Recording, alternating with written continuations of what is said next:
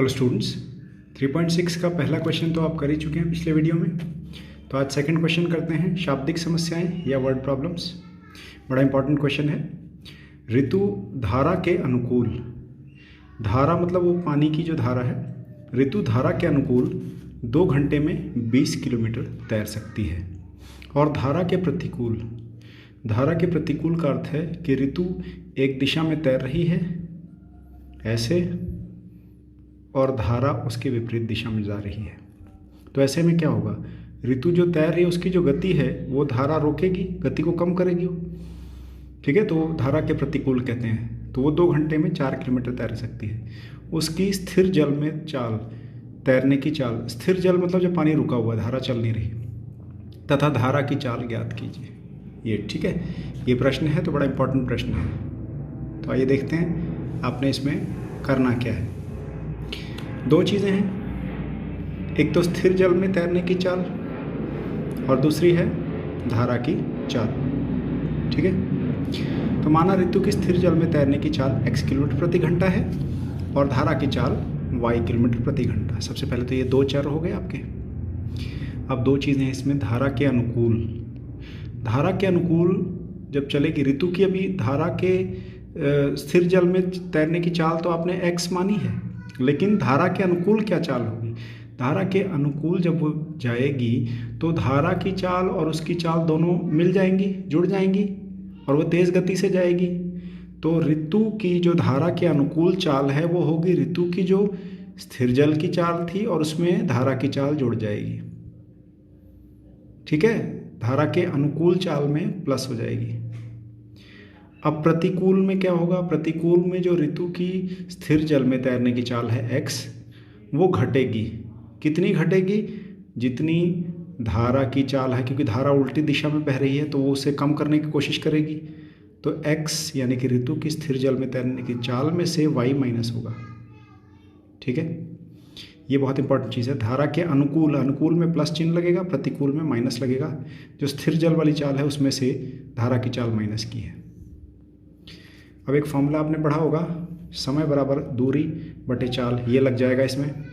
पहले उसने कहा है कि 2 घंटे यानी कि समय हो गया, 20 किलोमीटर ये दूरी हो गई, और चाल आपको पता ही है, अनुकूल अगर है तो x प्लस वाई, प्रतिकूल है तो x माइनस वाई। तो पहली स्थिति में 2 घंटे का समय लगता है, 20 किलोमीटर दूरी है, और चाल क्या है, धारा के अनुकूल पहले बात कर रहे हैं तो x प्लस वाई है चाल। तो ये इधर ले गए तो गुणा हो गया, 2 गुणा x प्लस वाई बराबर 20, तो 2x प्लस 2y बराबर 20। दूसरी स्थिति में जो समय है वो 2 घंटे का है, दूरी 4 किलोमीटर है, और चाल है धारा के प्रतिकूल, तो x माइनस वाई हो गई। तो ये इधर ले गए तो गुणा हो गया। ये इक्वेशन आपके पास 2 समीकरण बन गए। अब कौन सी विधि, विलोपन विधि लगेगी। यहाँ x का गुणांक 2 है, यहाँ x का गुणांक 2 है, किसी से गुणा करने की ज़रूरत नहीं, सिर्फ घटा दें आप, और घटाएंगे तो क्या मिलेगा, घटाएंगे तो आपको ये देखिए तो कट ही जाएगा। 2y plus 2y 4y, 20 minus 4 16, तो y हो गया 16/4 यानी कि 4। तो समीकरण 1 में प्रतिस्थापित कर देते हैं, इसमें y की जगह क्या कर देते हैं 4, तो 2x प्लस 2 गुणा 4 बराबर 20, तो 2x प्लस 8 बराबर 20, तो 2x बराबर 20 माइनस 8, तो 2x बराबर 12, तो x बराबर 12/2 यानी कि 6, ठीक है। तो इससे आपको पता चल गया कि स्थिर जल में तैरने की चाल जो x थी वो 6 किलोमीटर प्रति घंटा है, और धारा की चाल 4 किलोमीटर प्रति घंटा है, ये y थी, ठीक है। दूसरा प्रश्न देखते हैं। 2 महिलाएं एवं 5 पुरुष एक कसीदे के काम को साथ साथ 4 दिन में पूरा करते हैं। जब 2 महिलाएं और 5 पुरुष मिलकर करते हैं तो वो 4 दिन में काम पूरा होता है। जबकि 3 महिलाएं और 6 पुरुष, अगर 3 महिलाएं और 6 पुरुष इकट्ठे लगते हैं तो 3 दिन में काम पूरा होता है। ज्ञात कीजिए कि इस कार्य को पूरा करने में एक अकेली महिला कितना टाइम लेगी और एक अकेला पुरुष कितना टाइम लेगा। ये चीज़ आपको ज्ञात करनी है, ठीक है। क्या क्या ज्ञात करना है, एक अकेली महिला कितना समय लेगी और एक अकेला पुरुष। तो ये 2 चर हो गए आपके पास। तो माना कार्य को पूरा करने में एक महिला द्वारा लिया गया समय x दिन है और एक पुरुष द्वारा लिया गया समय y दिन है। अब देखिए, एक महिला है वो x दिन में कुल कितने दिन लग रहे हैं उसको x, ठीक है। तो एक दिन में कितना काम होगा, 1/x होगा। एक दिन में काम का इतना हिस्सा कर पाएगी ना, कुल x दिन में पूरा काम करती है, तो एक दिन में कितना काम होगा 1/x, ये काम की बात कर रहा हूँ। तो एक महिला द्वारा एक दिन में किया गया कार्य क्या होगा 1/x, क्योंकि कुल x दिन में कर रही है, तो एक दिन में कितना कार्य पूरा कर पाएगी 1/x, इतना हिस्सा हो पाएगा। और एक पुरुष द्वारा एक दिन में किया गया कार्य 1/y होगा। अब पहली स्थिति में 2 पुरुष हैं, ठीक है, 2 महिलाएं हैं, माफ़ कीजिए, 2 महिलाएं हैं और 5 पुरुष हैं। तो 2 महिलाएं एक दिन में हम कार्य की बात करें, 2 महिलाएं कितना कार्य कर लेंगे 2 गुणा 1/x, क्योंकि एक महिला 1/x काम करती है, 2 महिलाएं तो 2 गुणा 1/x हो गया। 5 पुरुष हैं तो 5 गुणा 1/y। और ये यहाँ पे आपको दिया गया था कि 4 दिन में काम करते हैं वो पूरा, 2 महिलाएं 5 पुरुष 4 दिन में काम पूरा करते हैं। लेकिन ये तो हम एक दिन में कितना कार्य हुआ वो ले रहे हैं ना, 4 दिन में जो कार्य पूरा हो रहा है उसका एक दिन में कितना हिस्सा पूरा होगा 1/4, तो यहाँ पे भी 1/4 है, तो ये 2/x प्लस 5/y बराबर 1/4, ठीक। तो दूसरी स्थिति में 3 महिलाएं और 6 पुरुष हैं, कितने दिन में 3 दिन में, तो एक दिन में कितना कार्य पूरा होगा 1/3, तो ये दूसरा समीकरण हो गया। अब ये जो दोनों समीकरण 1 और 2 आए हैं ये रैखिक समीकरण नहीं है, लेकिन रैखिक समीकरण में बदले जा सकते हैं। कैसे?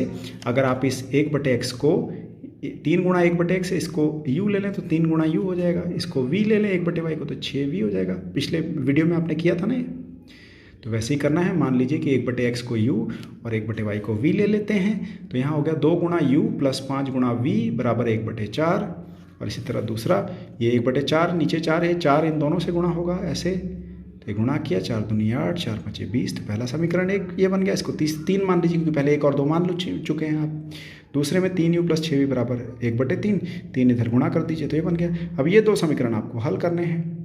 विलोपन विधि लगाइए, इसमें u का गुणांक 8 है, इसमें u का गुणांक 9 है, 8 और 9 का लघुत्तम 72 होता है। इसको 72 बनाने के लिए 9 से गुणा कर दीजिए पूरे को, इसको 72 बनाने के लिए पूरे को 8 से गुणा कर दीजिए। तो जब गुणा करेंगे पहले को 9 से दूसरे को 8 से, तो ये बनता है, और फिर घटा देंगे, तो घटाने पे आपका ये माइनस किया तो 36v, ये 1 तो v हो गया 1/36। तो पहले में पुट कर देते हैं 72u प्लस 180 गुणा 1/36 बराबर 9, 36 पंजे 180 होता है, तो ये कट गया। 9 में से 5 घटाए तो u हो गया 4/72, यानी कि 1/18, ठीक है। इसको 2 के पहाड़े से काट दीजिए, उसके बाद और काटेंगे तो 1/18। तो u क्या माना था आपने 1/x, तो वो 1/18 है, ऐसे आर पार गुणा करें तो x 18 आ गया। v क्या माना था 1/36, तो v क्या है 1/y था, 1/36, ऐसे आर पार गुणा करें तो y गुणा 1 y हो गया, 36 गुणा 1 36 हो गया। तो एक महिला द्वारा अकेली महिला कितने दिन में कार्य करेगी, वो 18 दिन में, और एक पुरुष अकेला 36 दिन में कार्य करेगा। यही पता करना था आपको। चलिए अगला लास्ट क्वेश्चन है आपके चैप्टर का। रूही 300 किलोमीटर की दूरी पर स्थित अपने घर जाने के लिए कुछ दूरी रेलगाड़ी और कुछ दूरी बस, तो मतलब कुछ रेलगाड़ी और कुछ बस द्वारा तय कर रही हो। अब 60 किलोमीटर अगर वो रेलगाड़ी और शेष बस, 60 किलोमीटर अगर रेलगाड़ी से करेगी तो बस के लिए 240 किलोमीटर रहेगा, क्योंकि कुल दूरी 300 किलोमीटर है। अगर ऐसा करती है 60 किलोमीटर रेलगाड़ी और 240 किलोमीटर बस से, तो उससे कुल कितना समय लग जाता है 4 घंटे। दूसरी स्थिति में अगर 100 किलोमीटर रेलगाड़ी से करती है तो बचा बस के लिए 200 किलोमीटर, तो उसे कितने 10 मिनट अधिक लगते हैं, यानी कि कितना टाइम लग जाता है। पहले तो 4 घंटे लग रहा था, अब 10 मिनट अधिक, तो 4 घंटे 10 मिनट, इस पूरे को हमें घंटे में परिवर्तित करना पड़ेगा। तो रेलगाड़ी एवं बस की चाल ज्ञात कीजिए, तो आपके पास 2 चर आ गए। रेलगाड़ी की चाल मान लिया आपने x किलोमीटर प्रति घंटा, बस की चाल y किलोमीटर प्रति घंटा, ठीक है। अब रेलगाड़ी द्वारा तय की गई दूरी पहली स्थिति में 60 किलोमीटर है, बस 300 में से घटाए 60 तो 240 रह गए। तो फॉर्मूला देखिए क्या लगा रहा है, समय बराबर दूरी बटे चाल। बताइए आपको अभी भी यूज़ किया था आपने।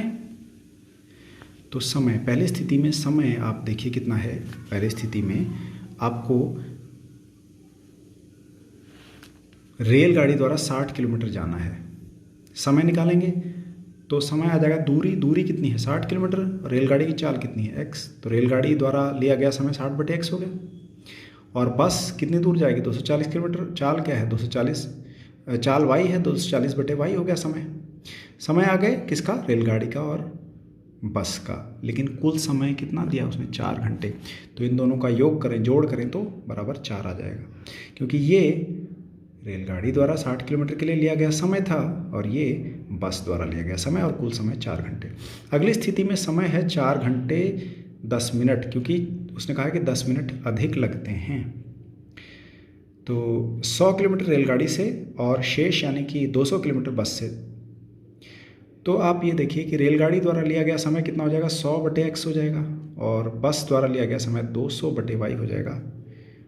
ठीक है, रेलगाड़ी द्वारा लिया गया समय 100/x और बस द्वारा लिया गया समय 200/y है, बराबर 4 घंटे 10 मिनट आया 25/6। कैसे आया? 4 घंटे होते हैं 4 × 60 240 मिनट, इसमें 10 मिनट और जोड़े तो 250 मिनट आए। 250 मिनट को घंटों में परिवर्तित करना, 60 से भाग करना पड़ेगा। 250/60 किया तो 25/6, इसलिए 25/6। अब 1/x को u ले लें, 1/y को v ले लें, तो दोनों समीकरण ये बन जाते हैं। 3 और 4 ले लिया।